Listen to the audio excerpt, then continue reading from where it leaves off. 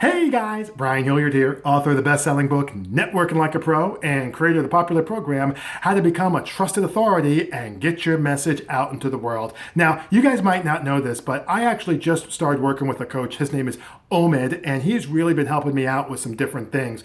And one of the things that he was talking with me about, and I love it, it was a great idea. We were talking about producing compelling video, right? And content and getting people to actually listen, or in my case, watch the whole thing. Now, part of my deal is I kind of like to think of myself as being energetic and making a lot of sense and things like that. And he's like, Brian, listen, you're right. Like, that's totally fine. But let's talk about taking you to that next level. I said, fine. He says, what you're going to want to do is in the beginning of the presentation, or, not the presentation, I think of them as presentations, but at the beginning of the video, you want to give a couple of reasons as to why, if they don't do what it is you're saying, it's going to be bad, and 2 reasons or 3 why, if they do what you're doing, it's going to be good. All right, so let me tease that out.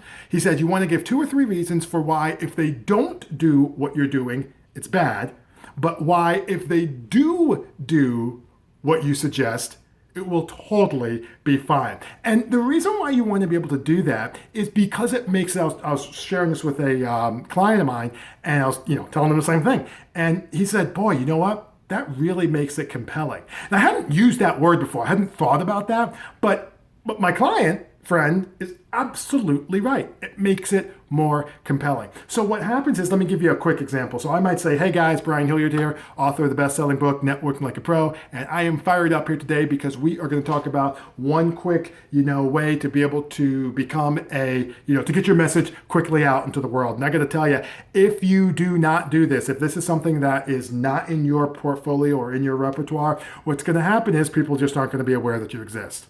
They're not going to be aware you exist. You're going to be continuing to play in the local market, which if that's what you want is fine. And you're going to be continuing to rely on referrals, which if that's what you want, that's fine. But if you do this, you're going to be able to obviously branch out and get in front of more folks because you're more visible and they're more aware of you. You're going to get more clients. Because you get more clients, you're going to have more revenue and more money to be able to do different things and help other people. Oh, and by the way, that I mentioned, you're actually going to impact more people. You're going to make a greater impact on the world in general because you're getting your good message out to a larger audience. Do you see how I did that? About 20 seconds. I didn't time myself just then, but you see how I got nice and clear who it was I am, and then from there, the bad thing that will going to happen if you don't do this, and then the good thing that will happen if you do. And then for me, I usually transition into what I call a problem story, which is simply my personal take on dealing with that issue. Just in general. So like I might say, for me, my problem story in this area is, I was not one of the first movers on social media. I was not one of the first early adopters on social media. I was not, I did LinkedIn for a little bit, but I didn't really start getting intentional with LinkedIn until the last 4 or 5 years. It was not something that I was 2006 early adopter. I wasn't. Same thing with Facebook, same thing with Facebook groups. I wasn't. Okay. But what I did, and then I start telling my problem story, talking about how I was able to get around that, how that made an impact on my business, what it was that has allowed me to do, and then I tie it together. And if you do this thing that I'm going to talk with you about here today, you will also, I usually give some evidence because I've got 17,000 connections on LinkedIn. I've been doing, I just did my 150th podcast. So I give some credentials, a little street cred, a little That's fine. But, something where it shows, okay, well, I wasn't here, I am here, and now this is how this has helped me. And by the way, let me help you be able to get there. Is that making sense?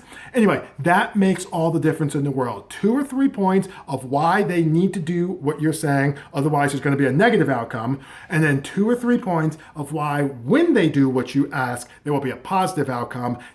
Obviously, that's preceded by your name and title, Brian Hilliard, blah, blah, blah. You go right into that. And then you go into this point that I just mentioned there, the 2 or 3 things. Then you go into a problem story. That's what I do. We can talk about that more.